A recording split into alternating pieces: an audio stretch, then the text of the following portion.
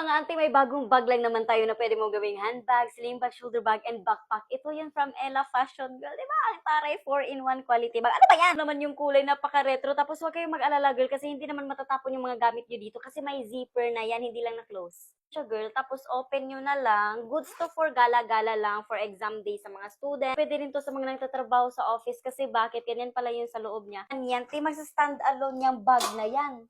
Tingnan mo naman yan. Ito yung dahilan kung bakit magsa-stand alone siya, girl. Ito mo namang ikabit at tanggalin yung strap niya, girl. May lagyanan yan dito, dito sa baba, tapos dito pa sa kabila. Yung strap na nandito sa baba, ilipat natin dito sa kabila. Pwede siya sling bag, tsaka shoulder bag. Tingnan mo yan, girl. Ate, ang atake naman talaga ng bag na yan. Siyempre, kung naiiksian kayo, adjust nyo na lang dito yung sa strap niya, tapos ay, 4-in-1 quality bag. Asa na kayo? Literal na quality bag kasi 4-in-1. Ano natin, ayusin mo yung pagbibili mo ng bag dito sa TikTok ha. Ayusin mo yung pagkabudol mo sa sarili mo kasi ito na yun. Ay, talaga.